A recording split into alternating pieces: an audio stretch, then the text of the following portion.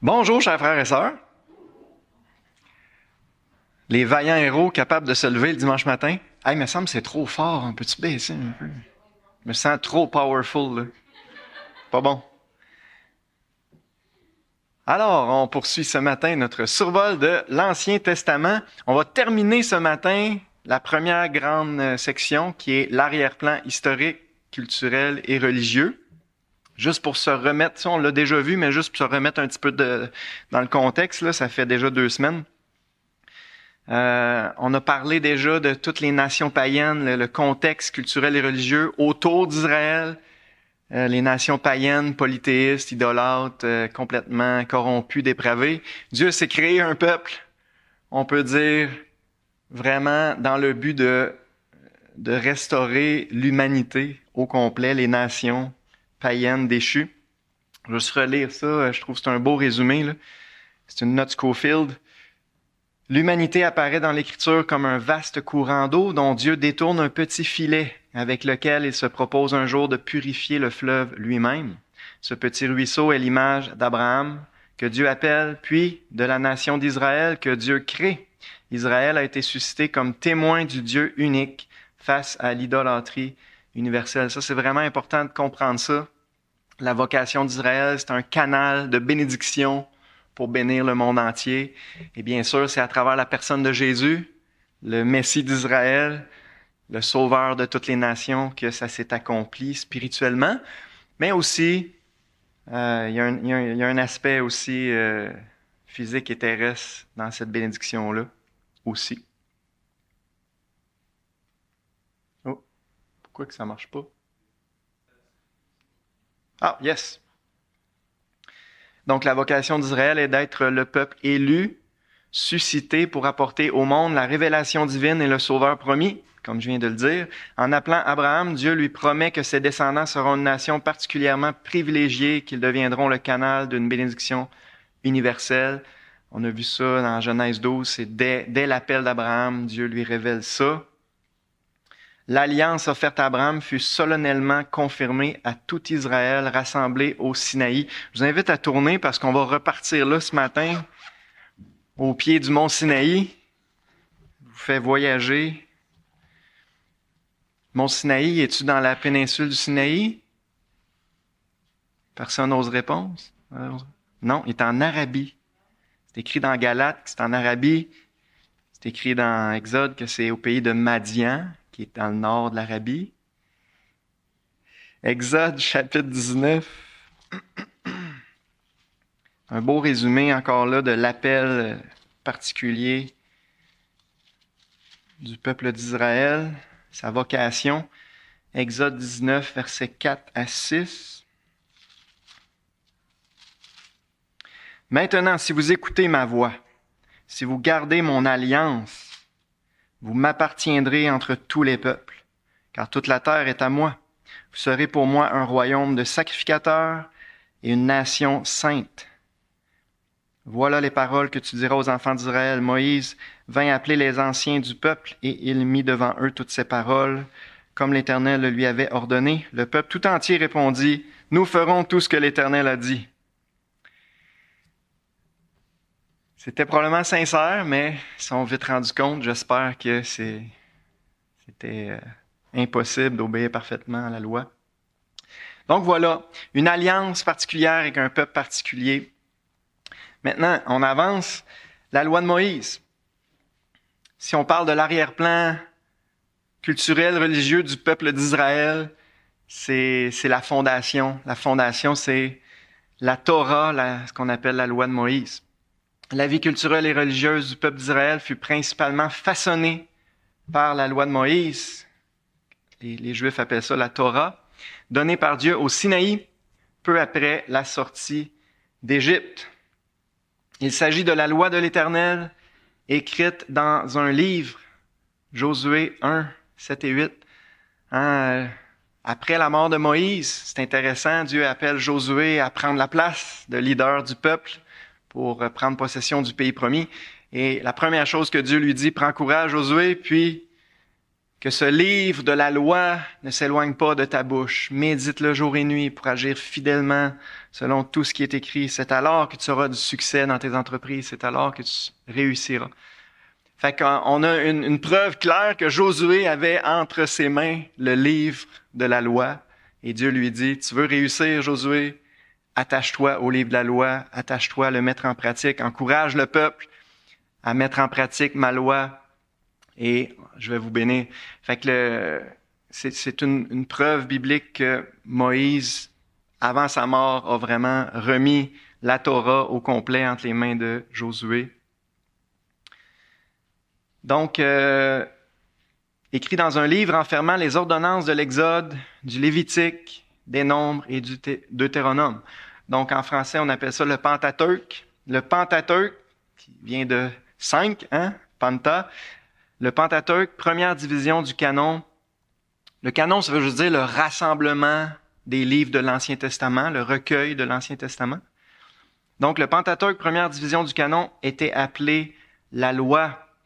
On a une référence intéressante dans Luc 24. Jésus, après sa résurrection, il apparaît à ses disciples, puis il dit, « Il fallait que s'accomplisse tout ce qui est écrit de moi dans les 3 grandes divisions de l'Ancien Testament.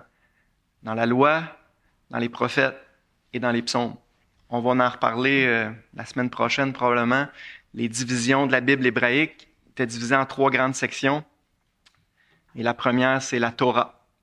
Les 10 commandements et les statuts qui en découlent sont la constitution de l'État théocratique d'Israël. C'est une belle façon de le dire, je trouve. La constitution du peuple, de la nation, c'est la Torah, la loi de Moïse. État théocratique, tout le monde comprend ce que ça veut dire? C'est Dieu, le roi. C'est Dieu qui règne, qui était supposé, en tout cas, régner sur ce peuple-là. Malheureusement, dans la pratique, ça l'a dérapé, mais c'était le plan de Dieu. Peut-être juste se remettre un peu dans le contexte du mont Sinaï, c'est vraiment un moment solennel. On est dans Exode 19 déjà. On peut lire le verset 11. Dieu dit à Moïse qu'il soit prêt pour le 3e jour, car le 3e jour, l'Éternel descendra aux yeux de tout le peuple sur le mont Sinaï. Wow! Quand vous voyez ça, le 3e jour, il y a tout le temps une signification prophétique. Je crois que c'est au début du 3e millénaire que Jésus va revenir visiblement aux yeux de son peuple et de toutes les nations. On approche. On saute au verset 16. Le 3e jour au matin, il y eut des coups de tonnerre, des éclairs, une épaisse nuée sur la montagne. Le son de la trompette retentit fortement. Tout le peuple qui était dans le camp fut saisi d'épouvante. Moïse fit sortir le peuple du camp à la rencontre de Dieu. Ils se placèrent au bas de la montagne. Le mont Sinaï était tout en fumée parce que l'Éternel y était descendu au milieu du feu. Cette fumée s'élevait comme la fumée d'une fournaise, et toute la montagne tremblait avec violence. C'est tout un spectacle, tout un événement. Puis, en passant, le vrai mont Sinaï en Arabie, ceux qui ont déjà vu des reportages là-dessus, tout le sommet de la montagne est noirci. Vous ferez des petites recherches. C'est intéressant. Puis, il y a énormément d'autres évidences autour qui démontrent où est-ce qu'était le vrai mont Sinaï. Mais c'est ce spectacle-là. Et là, Dieu lui-même a parlé du haut du ciel. Imaginez, le peuple tout entier a entendu la voix de Dieu et il était terrifié. On peut sauter au chapitre 20, verset 1. Alors Dieu prononça toutes ces paroles en disant, « Je suis l'Éternel, ton Dieu, qui t'ai fait sortir du pays d'Égypte, de la maison de servitude. Tu n'auras pas d'autre Dieu devant ma face. » Premier commandement. 2e commandement, tu ne te feras pas d'image taillée, ni de représentation quelconque des choses qui sont en haut dans les cieux, qui sont en bas sur la terre, qui sont dans les eaux plus bas que la terre. Tu ne te prosterneras point devant elles, tu ne les serviras point, car moi, l'Éternel, je suis ton Dieu, je suis un Dieu jaloux. 2e commandement. On voit que c'est une alliance de mariage. Dieu prend Israël pour son peuple à lui, puis il dit la première chose que je te demande, mon peuple, Je veux pas que tu me trompes avec d'autres dieux. Je veux pas que tu me sois infidèle. C'est moi ton Dieu, c'est moi ton sauveur qui t'ai fait sortir d'Égypte. Je suis un Dieu jaloux. Je te veux pour moi seul. Fais-toi pas des idoles comme toutes les autres nations autour. Adore pas des faux dieux. Hein, c'est la base de l'alliance. C'est pour ça qu'on appelle ça l'alliance. C'est vraiment la loi, c'est une alliance entre Dieu et Israël pour être son peuple à lui. Et les 2 premiers commandements, c'est « Sois-moi fidèle ». Et ça continue, on ne lira pas tous les 10 commandements, mais c'est vraiment juste voir peut-être la réaction du peuple. Verset 18. Tout le peuple entendait les coups de tonnerre et le son de la trompette. Il voyait les flammes de la montagne fumante. À ce spectacle, le peuple tremblait et se tenait dans l'éloignement. Ils dirent à Moïse, « Parle-nous toi-même, et nous écouterons, mais que Dieu ne nous parle point de peur que nous ne mourions. » C'est une autre évidence. C'est Dieu qui leur parlait du haut du ciel, puis il était terrifié, puis il dit, « C'est correct, tu peux-tu faire le médiateur? » Parce que c'était tellement impressionnant qu'il avait peur d'en mourir. Puis au verset 22, l'Éternel dit à Moïse, « Tu parleras ainsi aux enfants d'Israël, vous avez vu que je vous ai parlé depuis les cieux. » Fait que c'est une rencontre directe entre le Dieu Tout-Puissant et le peuple d'Israël au pied de cette montagne-là. Et c'est vraiment au Sinaï que Dieu a pris officiellement Israël pour son peuple et qui a commencé à le conduire. L'ensemble des ordonnances réglant le culte, sauvegardant les droits de l'homme, inspirant la conduite individuelle, prescrivant les cérémonies des sacrifices et des fêtes, fut donné en même temps que les 10 commandements. Le plus gros, Dieu a quand même donné d'autres commandements, d'autres ordonnances dans les 38 ans qui ont suivi un petit peu, mais le plus gros de toutes les ordonnances de Dieu, ses lois, ses règles, ont été données sur le mont Sinaï pendant les 40 jours que Moïse a passé avec Dieu au sommet. En fait, il a passé 2 fois 40 jours. 38 ans plus tard, pourquoi on dit 38 ans, là? C'est qu'on sait qu'ils ont été 40 ans en tout dans le désert, mais ils ont passé 2 ans au mont Sinaï. Donc, c'est pour ça qu'on dit 38 ans. Ils n'ont pas passé 2 ans au mont Sinaï, mais ça a pris 1 an avant qu'ils se rendent là, à peu près, et une autre année avant qu'ils se rendent à Kadesh-Barnéa, en tout cas. 38 ans plus tard, Moïse rappela publiquement la loi à la nouvelle génération et introduisit les modifications qu'allait exiger l'entrée dans la terre promise. Deutéronome, 2e loi. Donc, le livre du Deutéronome, c'est vraiment une répétition de toute la loi de Dieu, l'alliance de Dieu envers son peuple. Et Moïse rajoute des instructions pour la terre promise, parce que là, le peuple s'apprête à rentrer dans la terre promise. Et c'est vraiment un livre merveilleux, le Deutéronome, on en reparlait, qui résume, c'est un résumé finalement de Exode, Lévitique, Nombre, toutes les autres ordonnances que Dieu a données. Mais c'était pour la nouvelle génération, parce que la première génération, malheureusement, est morte dans le désert par manque de foi. Et ça, c'est une très grande leçon de l'histoire d'Israël. Donc, c'est ça. C'est ce qui résume la loi, la constitution de l'État théocratique d'Israël, on peut dire. Ensuite, le culte du vrai Dieu. C'est une grosse partie du contenu de la Torah, c'est comment Dieu révèle comment il veut être adoré.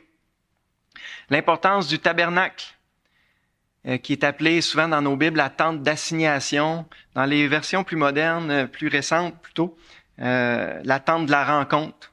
Personnellement, je trouve ça plus clair. La tente de la rencontre.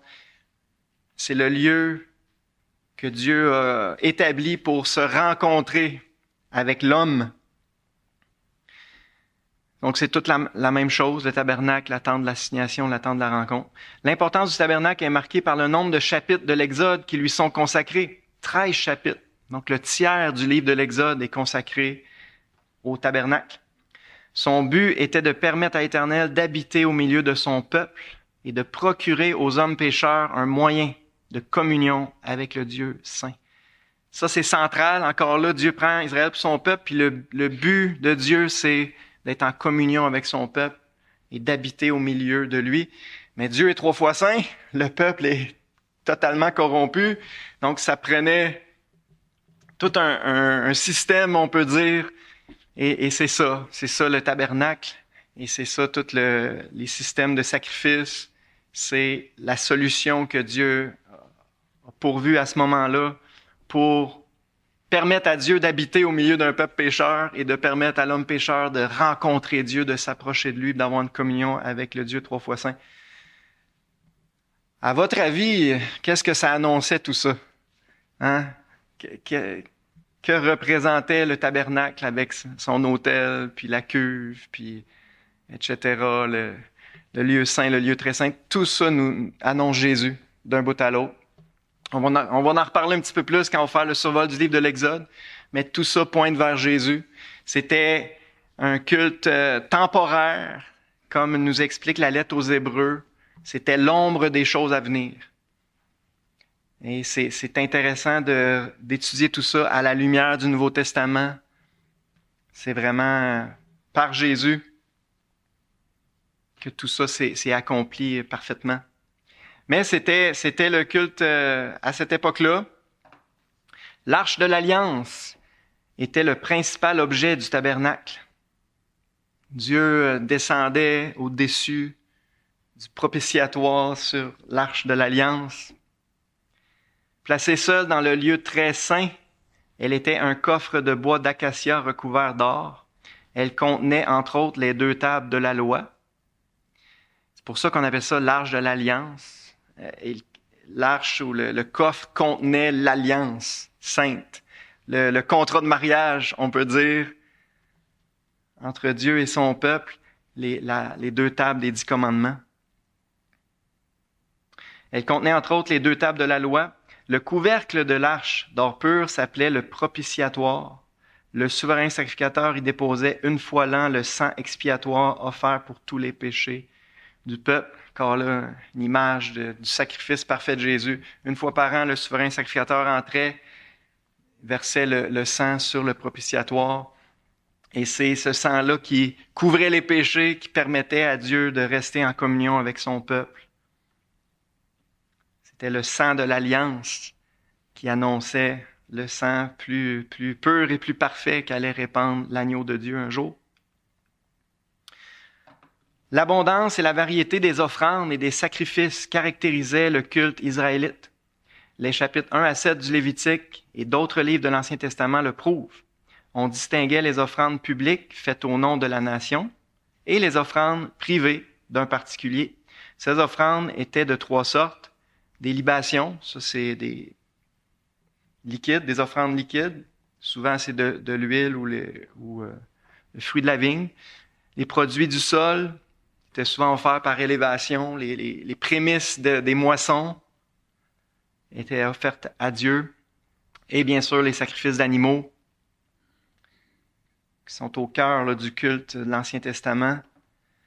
L'aspersion du sang accompagnait tout sacrifice à l'Éternel. Sans effusion de sang, il n'y a pas de rémission des péchés, pas de pardon.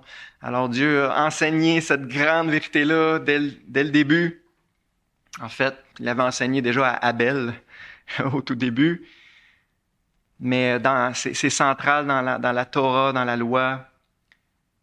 La seule façon d'obtenir le pardon des péchés et de rester en communion avec le Dieu 3 fois saint, c'est par le sang des sacrifices. Sans cela, l'homme pécheur, dans sa nature et dans sa vie, n'a pas le droit de s'approcher de Dieu. Encore là, ça pointe vers Jésus. Les hommes de la tribu de Lévi devaient s'occuper du sanctuaire. Donc Dieu a mis à part, a sanctifié une tribu pour être consacrée à son service, les Lévites.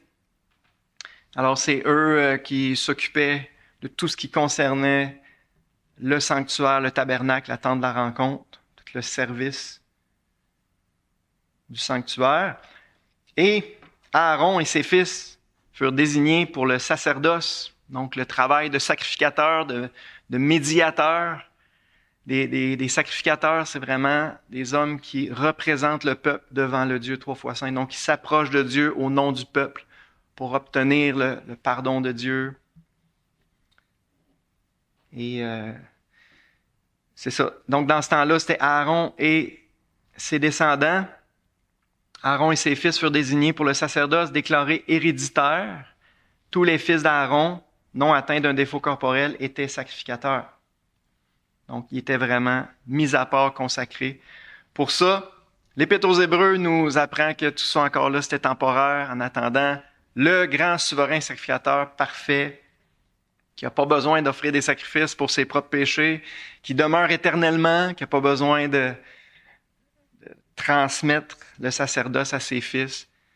Ça annonçait Jésus, la nouvelle alliance qui est bien supérieure. Les sacrificateurs avaient 3 devoirs essentiels: servir le Seigneur dans le sanctuaire, enseigner la loi au peuple, consulter l'Éternel pour le peuple, au moyen de l'Urim et du Thummim. Ça, c'est un peu mystérieux, mais c'était des objets par lesquels Dieu révélait sa volonté. Donc, les sacrificateurs pouvaient consulter Dieu. Est-ce que tu veux ça ou tu veux ça? Puis Dieu répondait quand le peuple était dans un état d'obéissance, on peut dire. Donc, les sacrificateurs ont joué un rôle vraiment central, spirituel, là, pour encourager le peuple à obéir à Dieu et à suivre sa loi, à lui rester fidèle. David, après Moïse, là, vraiment le personnage qui a eu un plus grand impact dans l'histoire d'Israël, puis qui a façonné, on peut dire, la culture et la pratique de la foi du peuple d'Israël, c'est vraiment David. David a donné un nouveau souffle, on peut dire, à la vitalité spirituelle du peuple d'Israël. Bien sûr, David est un type de Christ. Le roi selon le cœur de Dieu, le roi qui est un bon berger, qui dirige bien le peuple. Donc, David a fait beaucoup de réformes, beaucoup d'améliorations, on peut dire, dans toute la vie spirituelle du peuple. Entre autres, il a divisé les sacrificateurs en 24 classes durant les semaines de grande solennité. On va en reparler, les grandes fêtes annuelles. Les 24 classes officiaient en même temps. Donc, tous les sacrificateurs étaient de service pour certaines parties de l'année. Mais d'ordinaire, il n'y avait qu'une seule classe de service. Si je me rappelle bien, ils faisaient 1 mois de service. Donc, les sacrificateurs faisaient 1 mois de service à plein temps, puis après ça, ils revenaient juste 24 mois plus tard. Donc, il y avait 1 mois de service à chaque 2 ans. David proposa de remplacer le tabernacle portatif par une maison permanente et rassembla la plupart des matériaux. Il les mit à la disposition de Salomon. L'édifice, commencé la 4e année du règne de Salomon, fut achevé en 7 ans et 6 mois.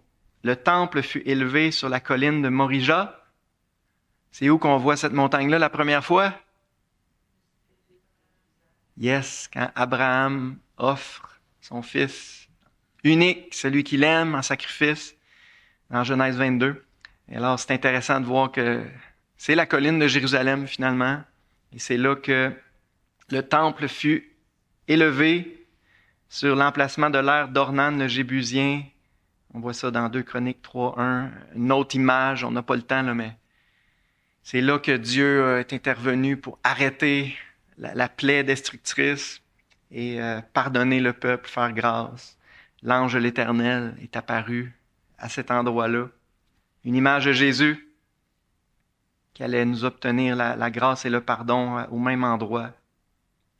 Le plan du temple reproduisait celui du tabernacle, mais les dimensions étaient doubles.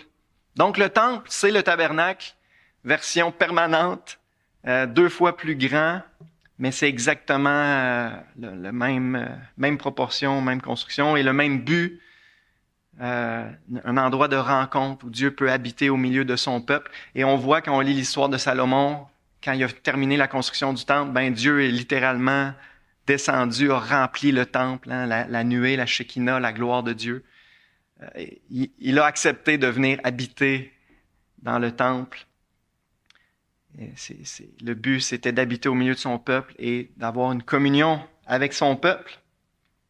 Et tant que le peuple était dans l'obéissance, dans la fidélité, Ça marchait bien, mais malheureusement, ça n'a pas duré très longtemps. Les fêtes solennelles. Outre, ça c'est un autre aspect très important dans la vie culturelle et religieuse du peuple juif, les fêtes.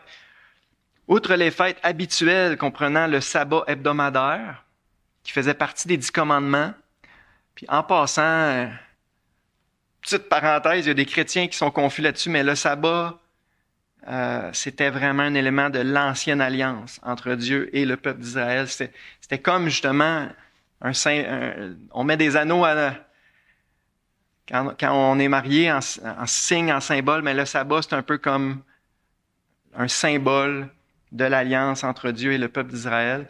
Et ce commandement-là n'est pas rappelé dans le Nouveau Testament à aucune place. Au contraire, ça dit que personne ne vous juge au sujet des sabbats. C'était l'ombre des choses à venir. Alors, on n'est plus tenu en tant que chrétien sous la nouvelle alliance de pratiquer le sabbat. Okay? Parce que plusieurs sont confus à ce niveau-là.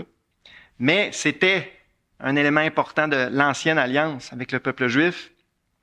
Outre les fêtes habituelles comprenant le sabbat hebdomadaire, la fête des trompettes, premier jour du 7e mois, et le jour des expiations, aujourd'hui ils appellent ça le Yom Kippour, le 10e jour du 7e mois, la loi mosaïque ordonnait 3 solennités annuelles, appelées fêtes ou rassemblements. En hébreu, c'est moment, j'ai en anglais, appointed time. Comment tu traduirais ça? Rendez-vous.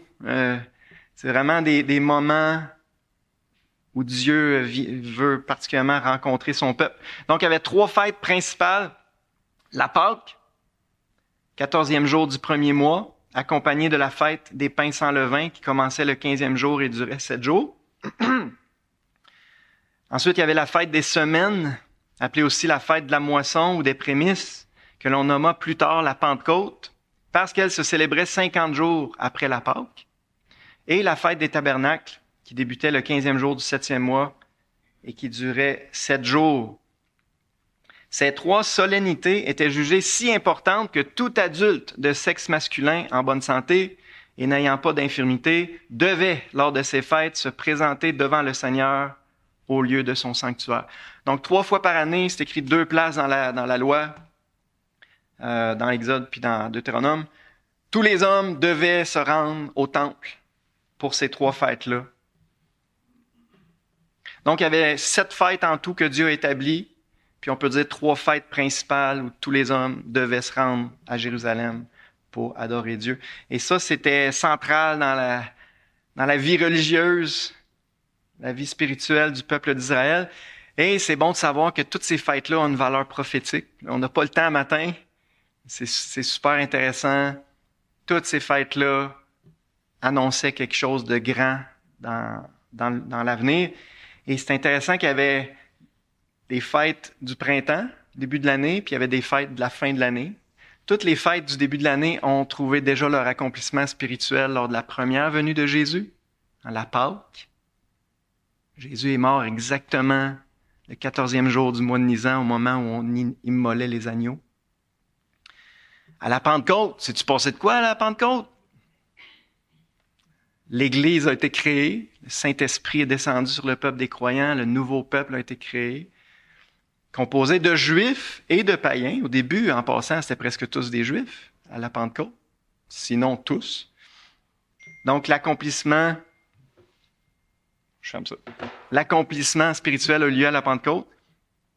Et il y en avait un autre, mais... Bref, les premières fêtes ont été accomplies lors de la première venue du Messie. Et les fêtes de la fin de l'année, les fêtes de l'automne vont s'accomplir à sa deuxième venue. La fête des trompettes, le grand jour des expiations, qui, je crois, annonce la grande repentance d'Israël lorsqu'ils vont s'humilier, pleurer, reconnaître leur Messie, et Dieu va les purifier, va les restaurer. Ça, c'est l'annonce de la fête du jour des expiations. Et la fête des tabernacles, qui annonce le millénium, qui est une fête joyeuse qui annonce le royaume messianique. Alors, c'est pas pour rien que Dieu a établi ces fêtes-là, il a annoncé les grandes étapes de son plan pour Israël. Outre les solennités, est-ce que le temps passe vite?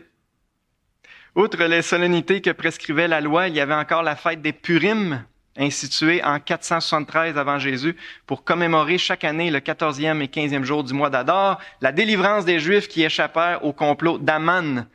On voit ça dans le livre d'Esther. Donc ça, c'est une fête qui a été établie beaucoup plus tard, au temps d'Esther. Vous avez juste à lire Esther et vous allez voir, c'est l'origine de cette fête-là. Puis, enfin, le 9e jour du 5e mois, le mois de Ab, jour de la destruction du temple, en 586 avant Jésus, fut aussi institué comme jour de commémoration solennelle chez le peuple juif. Donc, c'est un autre jour qui célèbre un jour triste, le jour de la destruction du temple à Jérusalem. Je vous ai mis ici le calendrier juif. Faut savoir qu'il y a l'année religieuse. L'année religieuse commence au mois de Nisan, qui est mars-avril pour nous. Donc, au printemps, au solstice du printemps, c'est la nouvelle année religieuse. Mais il y a aussi l'année civile qui, elle, commence à la fête des trompettes. Premier jour du 7e mois. Donc, ils viennent juste de fêter le nouvel an juif, là, quelques semaines, je pense. Donc, la nouvelle année civile commence à l'automne, à la fête des trompettes. Donc, vous avez l'équivalent ici, là. Puis, vous avez toutes les fêtes dont on a parlé dans le calendrier juif. Il reste juste, faut que j'aille rapidement, il reste juste une petite partie à parler, les prophètes. Un autre élément qui a façonné vraiment la vie religieuse, spirituelle du peuple juif, c'est les prophètes. C'est unique. Les prophètes d'Israël sont uniques, incomparables, si on compare aux autres nations. Moïse est le modèle de tous les prophètes qui l'ont suivi quant à l'onction, la doctrine, l'attitude à l'égard de la loi et l'enseignement. L'Esprit de Dieu a inspiré aux prophètes ce qu'ils ont dit au peuple. Les événements prédits se sont réalisés. Donc, comment on reconnaissait les vrais prophètes des faux? Ben, ils annonçaient des événements, puis quand ça s'accomplissait, ben, ça prouvait que c'était des vrais prophètes de Dieu. Et ils ont tous un peu suivi les traces de Moïse, qui est le prophète fondateur. Dieu seul a choisi, préparé et appelé les prophètes. Leur vocation n'est pas héréditaire, contrairement aux sacrificateurs, et provoque souvent au début une résistance intérieure. La plupart, au début, ça ne le tente pas parce que c'était une tâche très difficile. La parole du Seigneur transmise aux prophètes de diverses manières est sanctionnée ou confirmée par des signes, des miracles parfois, par l'accomplissement des prédictions, ça c'est vraiment unique aux prophètes d'Israël, par la conformité à l'enseignement de la loi. Les prophètes encourageaient toujours le peuple à obéir à la loi, ils ne contredisaient pas la loi. Dieu impute à l'homme son obéissance ou son dédain à l'égard de la parole transmise par ses serviteurs. C'est vraiment les porte-paroles de Dieu. Dans l'ancienne alliance, c'était les porte-paroles de Dieu, c'était les prédicateurs de l'ancienne alliance. À partir de Samuel, le prophète sera toujours présent au sein de la nation. Donc, c'est surtout pendant la période des rois que les prophètes se sont succédés à partir de Samuel. Ambassadeur de Dieu auprès du royaume d'Israël, il ne cesse de commander que l'on pratique la justice, interprétant l'histoire à la lumière de la morale, on peut dire du bien et du mal. Le prophète avertit des jugements de Dieu sur le péché et encourage le peuple à la fidélité envers l'Éternel. Donc, le rôle principal des prophètes, c'est d'exhorter le peuple à la repentance, d'annoncer les jugements. Si vous ne vous repentez pas, Dieu va vous juger. De les encourager à rester fidèles à leur roi. Dieu voulait régner sur son peuple et les prophètes étaient ses porte-paroles, ses ambassadeurs. Les prophètes exposent comment les commandements divins s'intègrent à la vie quotidienne et révèlent la personne même de Dieu par l'intégrité, la valeur morale, la qualité de leur enseignement les prophètes israélites authentiques dépassent de loin les sages des autres peuples. Ça, c'est une phrase importante. Il y a rien qui existait de semblable ailleurs. C'est évident que c'était des hommes qui avaient l'Esprit de Dieu, qui étaient inspirés de Dieu, des serviteurs du seul vrai Dieu. Puis une chose unique aussi à Israël, c'est que toutes leurs écritures les condamnent. La plupart des nations, là, leurs archives, leurs livres, c'était pour les glorifier. Tu sais, les hommes sont comme ça. Ils veulent des écritures qui honorent la nation et qui les glorifient. Mais l'Ancien Testament et les écrits des prophètes, le plus gros des écrits des prophètes, ça condamne le peuple juif. Fait que pour moi, c'est une preuve que ça vient de Dieu parce que c'est pas humain, ça, de chérir des écritures qui t'humilient puis te condamnent. L'Ancien Testament condamne Israël puis glorifie Dieu d'un bout à l'autre. C'est pas humain. Et là, je vous ai mis juste en terminant, ça c'est tiré des Bibles avec les commentaires Scofield, là, une chronologie des prophètes. Alors, la plupart des prophètes ont prophétisé avant l'exil à Babylone. Daniel, Ézéchiel, Abdias, c'était vraiment durant la période d'exil de 70 ans. Et il y a eu quelques prophètes après l'exil. Agé, Zacharie, au temps de la reconstruction du temple sous Esdras. Puis Malachie, le dernier des prophètes, un peu avant 400 avant Jésus. Puis on peut même les diviser. Il y avait les prophètes du côté de Juda. Donc la majorité des prophètes ont prophétisé dans le royaume de Juda, mais quand même, il y en a eu plusieurs dans le royaume du Nord. Donc ça, c'est utile. Avant de lire un prophète, d'étudier un prophète, ben c'est bon de juste vérifier, OK, c'est dans quel contexte qu'il a prophétisé, ça nous aide à les comprendre. Alors voilà, c'est ce qui conclut notre arrière-plan culturel et religieux de l'Ancien Testament. La semaine prochaine, on va embarquer dans tout ce qui concerne le texte, donc la formation du canon ou du recueil de l'Ancien Testament, la transmission du texte, tout ce qui a rapport au texte de l'Ancien Testament, on va parler de ça à partir de la semaine prochaine. Mon temps est écoulé, fait que je pourrais pas prendre des questions ce matin, mais au pire aller, vous pouvez venir me voir en privé. Que Dieu vous bénisse, on va arrêter là pour un matin.